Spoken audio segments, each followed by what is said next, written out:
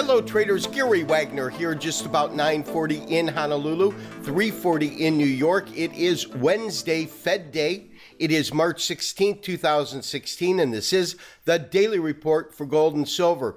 Following statements released by the Fed just about an hour to an hour and a half ago, we have a tremendous upside surge in the precious metals markets, gold specifically, trading up about 2.3% on the day. Tremendous move, about $28 to $30 in terms of the high on the day at $12.60. Now it's traded to a low of $12.2690, high $12.62. So we're just a couple dollars off the high that was reached really within the hour of the Fed announcement coming out.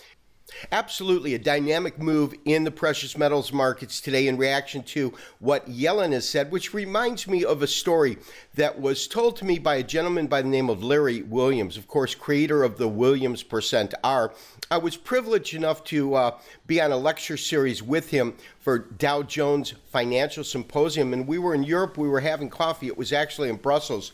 And as we were sipping on our coffee, he says, "You realize, Gary, that we're really no different as a market technician than somebody sitting at the back of a ship looking at the wakes that the propellers create as this ship goes to its destination, and try to ascertain what direction we're going to and where we're headed by looking at the wakes coming from the end of the boat." He said that that's all well and good as long as the boat's on some given trajectory. However, only the captain knows when he will turn the wheel, when he will change direction. And Janet Yellen, by every stretch of the imagination, is that captain. She did turn the wheel today by issuing statements that interest rates were going to stay pegged where they are. There would be no raise. And therefore, we had a tremendous downside move in the dollar, upside move in equities, upside move in gold. Do you want to make sense of this move in terms of our current Elliott wave count, both short and long? And to do that, I want to start with the 720-minute chart.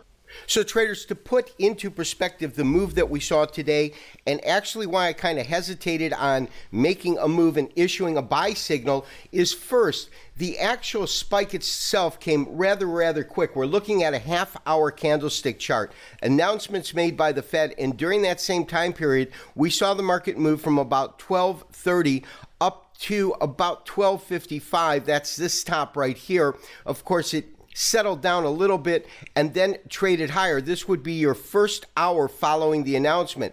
At that point, as we digested the information coming out and we all sat glued listening to testimony given by Yellen, I saw that this market did back off, and you can really see that when you look at an hour or a 240-minute chart. But as it backed off, I went ahead and then took a look at our very short-term Elliott wave. And what that study is actually telling us, let's go ahead and pull that up, is in fact that the move that we're seeing right now, I believe, will terminate somewhere at around 1272 at night. As I said, the market's currently trading around 1261, and my rationale for that is as follows. My sense is that when we hit these lows and concluded our A wave, we'll look at a longer term chart in a second where you can see the termination of that A wave. We went into a major B. That major B is probably going to be composed of a subcount and then an intermediate count. Of course, the intermediate count is going to be a 1 through 5.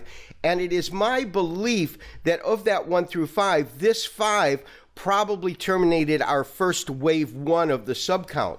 And the way that I would break it up really is our wave 1, wave 2 we know was a perfect 61% retracement. Wave 3, which was a 261% extension.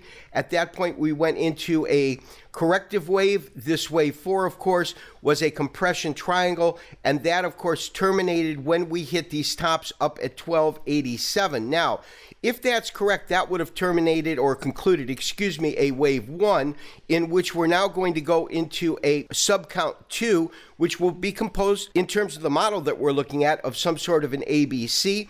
I believe we saw the calculation of the A as this market came down from about 1287 to about 1226.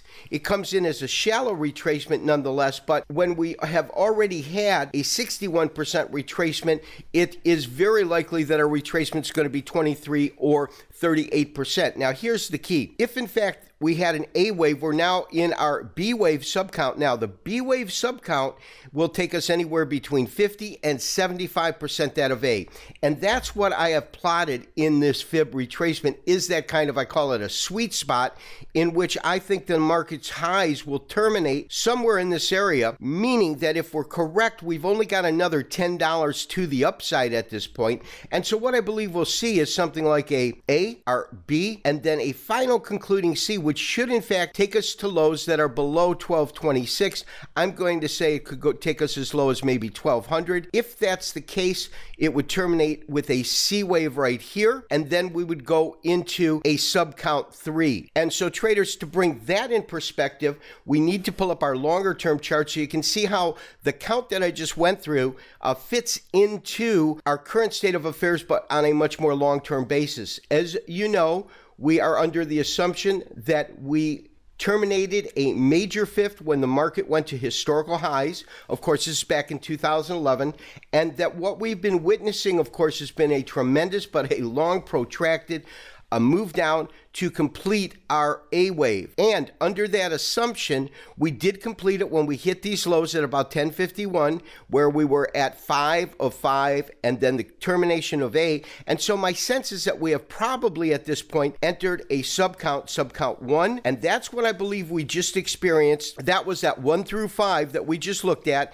And then I believe that what we're seeing now is some sort of an A, B, C for our subcount 2. Now, in terms of the best possible way, in terms of a market scenario in which we can plot where this particular wave could terminate, meaning the ABC or the subcount 2, we really want to create a fib retracement. And traders, once we create the fib retracement, which as you can see I have just added, we've simply put a retracement which starts at these lows at about 1051 up to these highs at 1287. And as you can see, our 23% retracement level, that takes us to 1230, which absolutely matches up with these lows. So we probably completed one. We've got this ABC. And so what I am thinking is we will have one final move up. That move up should take us to approximately about 72 in this area here. And then I think we could have one final step down, which could either be a flat if it's equal, or a lower low, which would take us around 1200, which would take us to that